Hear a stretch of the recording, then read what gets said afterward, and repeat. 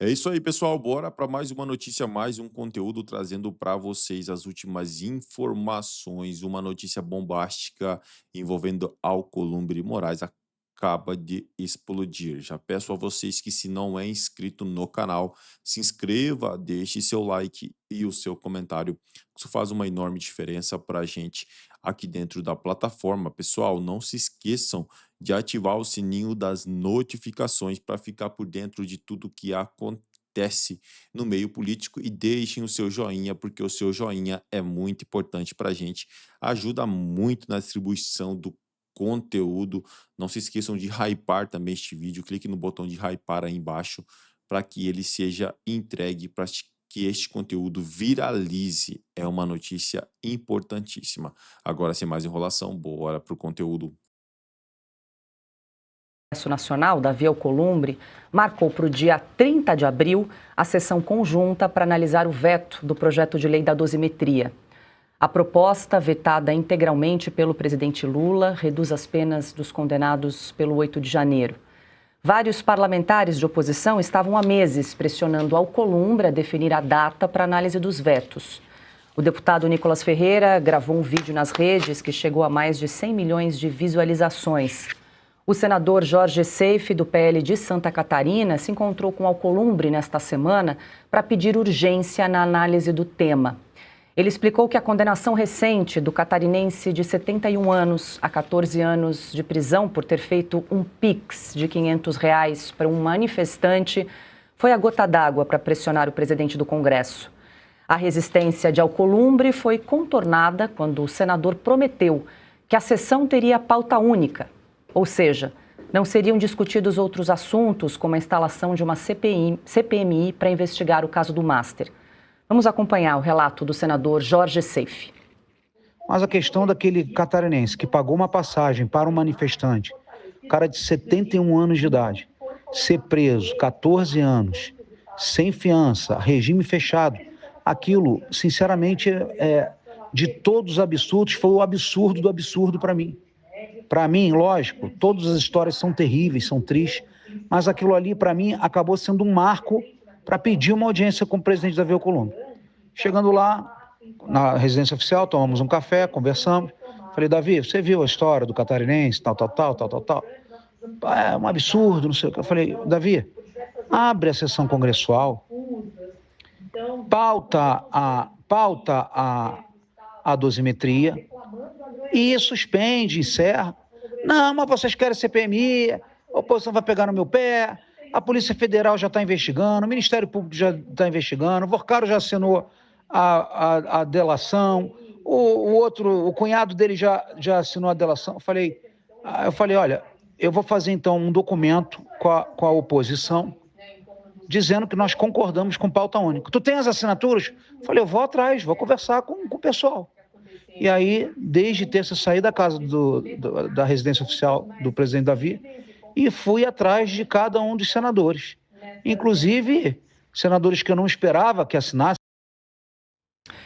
Alexandre Garcia, hoje sexta-feira, é dia dele brilhar na bancada de Oeste Sem Filtro, direto de Lisboa. Alexandre, seja muito bem-vindo. A gente escolheu abrir o programa com esse assunto tão importante, né? Finalmente a definição de uma data para analisar os vetos do projeto de lei da dosimetria, mas isso tem relação muito com essa entrevista da Débora do Batom que publicamos nessa semana, porque ela realmente é um símbolo, né, Alexandre? Ela não está em liberdade, ela está em prisão domiciliar, ainda tem restrições, não pode acompanhar o filho na escola, não pode trabalhar, não pode ajudar com as despesas de casa, e ela e tantos outros que estão presos ainda em condições piores em penitenciária, que têm urgência para voltar a viver em liberdade. E a gente traz um pouco dessa conversa entre Davi Alcolumbre e o senador Jorge Seife para mostrar um pouco como é que funcionam as negociações em Brasília, que você conhece tão bem. Eu queria te ouvir, é do jogo mesmo esse tipo de negociação, essa troca de interesses? Olha, vamos votar e em troca a gente não toca em outros assuntos mais espinhosos, como o caso do Master. Alexandre, boa noite. Boa noite, infelizmente é isso. Boa noite, Paula, Augusto, Piotto, Ana, que bom estar com vocês de novo nesta sexta-feira. Olha, teve que contornar a blindagem que Alcolumbre está fazendo contra uma investigação parlamentar a respeito do Master, né? Ele teme que, no âmbito parlamentar, a projeção das descobertas, dos fatos, das apurações, seja maior do que aquela que é feita pela Polícia Federal, aquela que será consequente das delações, né, como agora a delação na CPMI, né, aliás, decorrente da CPMI da Previdência. Mas teve que contornar, sim. O senador Seif foi lá na casa, na residência oficial do presidente do Senado, que também é presidente do Congresso, e foi demonstrar a ele, né, como você falou, Paula, essa mostra de crueldade sádica. Eu estou usando esse termo no meu artigo aí na revista. Crueldade sádica com a Débora, né, e com a Débora, com tantos outros, com o Clesão, que foi homenageado post-mortem lá pela Assembleia da Bahia, né? Isso é bem significativo. E agora com esse senhor Han, né? 71 anos, deu R$ 500, né? Para a turma pegar um ônibus e fazer manifestação em Brasília, sair de Blumenau e ir para Brasília. Isso dá 14 anos de prisão. Isso é crueldade sádica. Qualquer juiz, qualquer formado em direito, vai ter essa mesma impressão, né? Então, quando chega a um ponto por excesso, começa a haver essa reação. Então, a negociação se deu naquela noite, o Seif conseguiu assinaturas mais do que suficientes e Alcolumbre concordou e marcou para o dia 30, o último dia de abril. Ainda vai demorar, né? Mas é uma grande esperança para as pessoas que vierem a ser beneficiadas no caso de o veto de Lula ser derrubado. Lula vetou, como era esperado, mas é uma forma de os representantes do povo e dos estados, né, se manifestarem contra o sadismo, contra essa crueldade, né, contra essa mobilização. O Piotr lembrou há pouco, né? Essa mobilização que era para assustar as pessoas, calar as pessoas, né? O cala-boca, que não morreu, né? Dá um cala-boca, não saiam mais para a rua, porque senão vocês serão presos. Hoje a gente está vendo.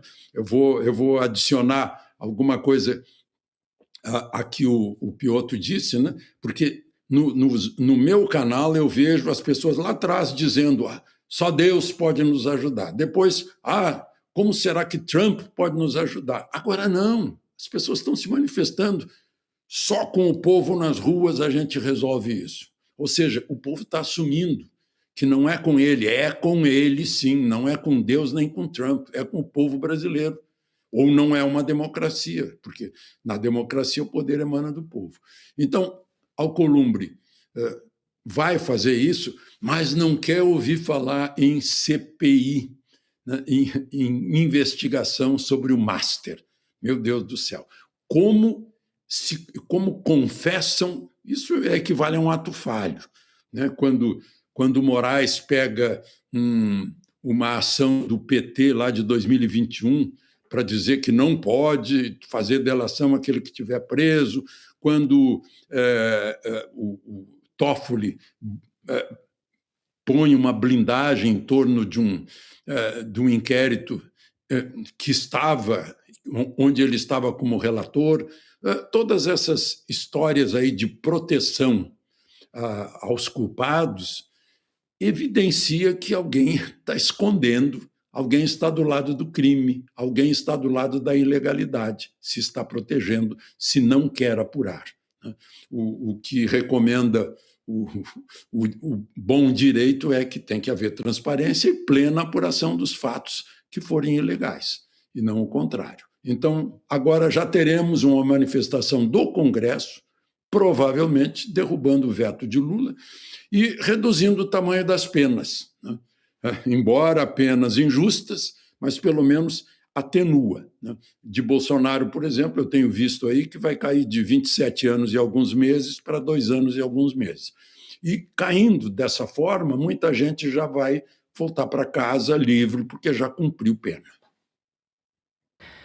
Ana Paula Henkel, boa noite, seja bem-vinda. Ana, a gente fez questão de trazer esse áudio, né, do senador Jorge Seife, mostrando como é que funciona um pouco as negociações, e é realmente curioso, né, para tirar a resistência, né, contornar, como disse ali o Alexandre, a resistência de Davi Alcolumbre, o senador Jorge Seife precisou se comprometer a pegar a assinatura de senadores de que haveria pauta única. Ele fez esse documento, inclusive passou aqui para o Oeste, para a gente até compartilhar na tela com quem nos acompanha. Está aí um trecho desse requerimento, e aí ele inicia nos seguintes termos ali, né?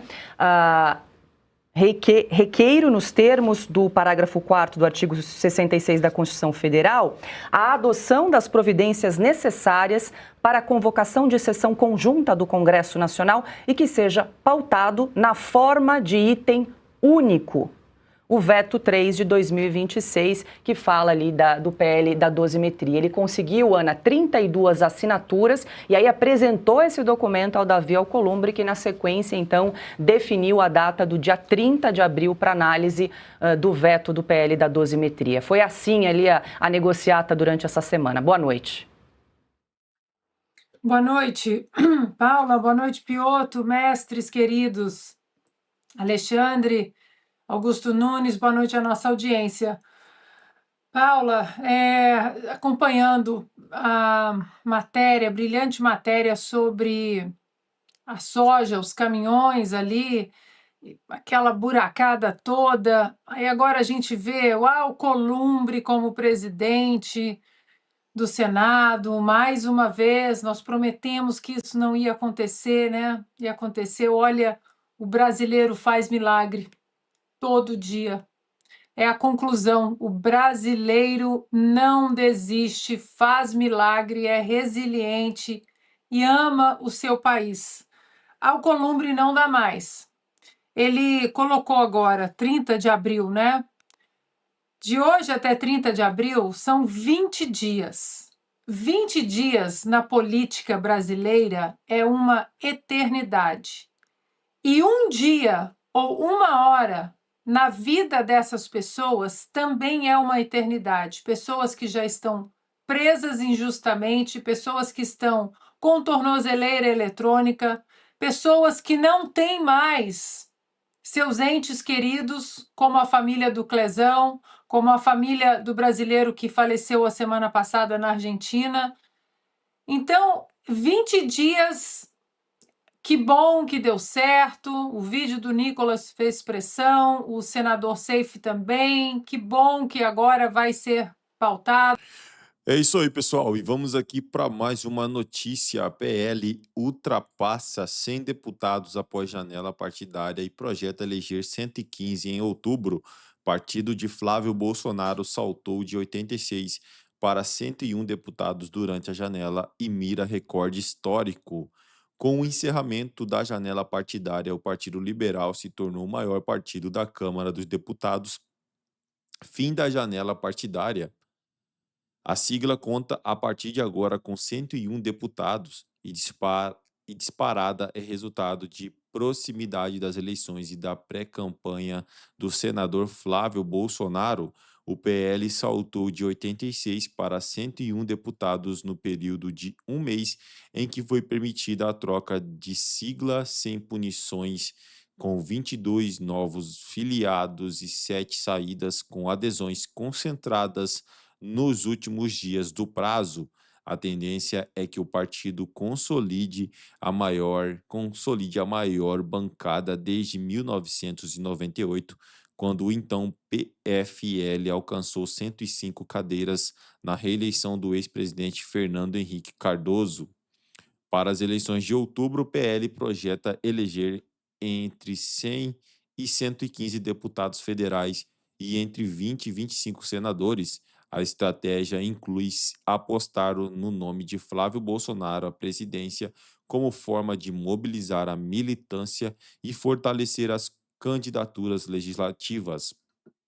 O líder da sigla na Câmara, Sostênis Cavalcante, atribuiu o crescimento do partido ao desempenho de Flávio nas pesquisas. O PL foi o partido que mais cresceu na janela, Os bons resultados nas pesquisas do Flávio Bolsonaro geraram perspectivas de poder, afirmou.